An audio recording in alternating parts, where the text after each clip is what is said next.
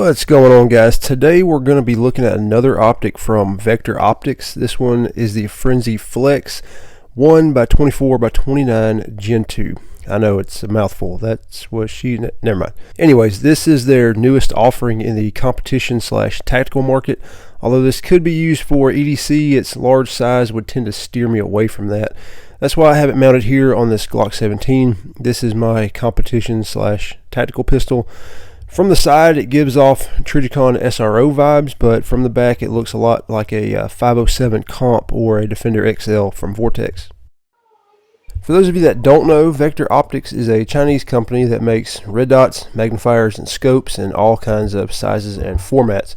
I recently made a video on the Frenzy Plus 1x22x32, which I think is a great option for a PCC or PDW. And it's what I'm currently using on my personal 9mm PCC.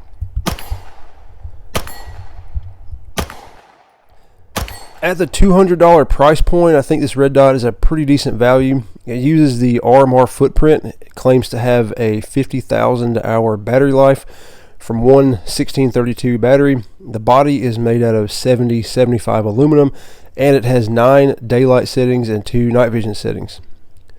The dot is a 6 MOA dot, which is kind of big compared to most of my other red dots, but they claim the larger dot helps with fast target acquisition. I'm going to have to agree with them there because I had no problem shooting this with the large dot. Even with my astigmatism, it was easy to pick up and easy to transition.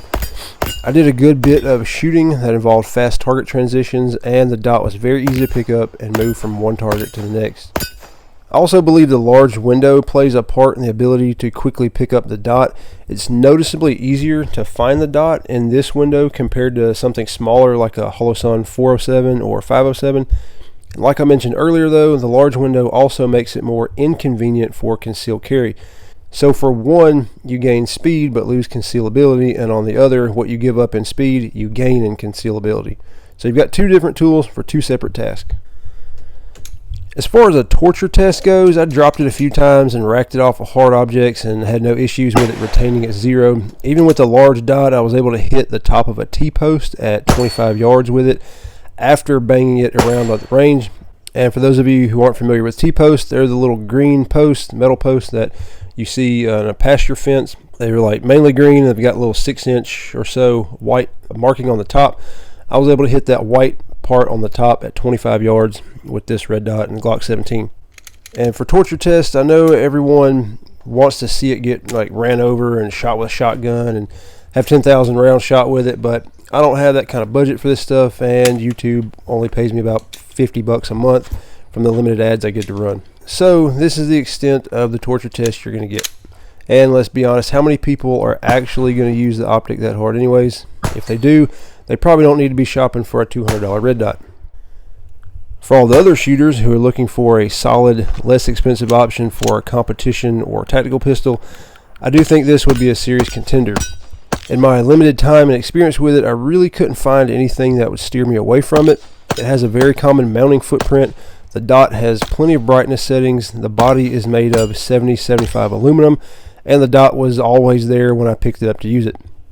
And what else could you really need? Alright, a 2032 battery would be nice because the 1632s aren't as common and they're considerably more expensive, like twice as expensive, or 3 times. Other than that though, I really like this red dot even more than the Siley Ghost that was on this gun before now, and I'm planning on keeping the Frenzy Flex on here until something else comes along and makes me like it even more. Now don't get me wrong, the Siley Ghost is pretty durable and seems to be well made, but I just never was really a fan of the looks. The two little shroud things, I know they kind of help it be more durable and protect the lenses and all that stuff, but God, it just doesn't really look that good. And this optic from Vector Optics, the Flex, I like the way it looks.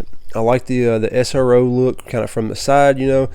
I like the square window and all that, and it really does look good, you know, on presentation. When you pull the gun up, it's easy to find the dot, and it's just an enjoyable red dot to use on a handgun. That's all I got, guys. Hope you liked the video. Thanks for watching. As always, get in the gym, get stronger, go outside and shoot those guns and get better. We'll see y'all next time. God bless.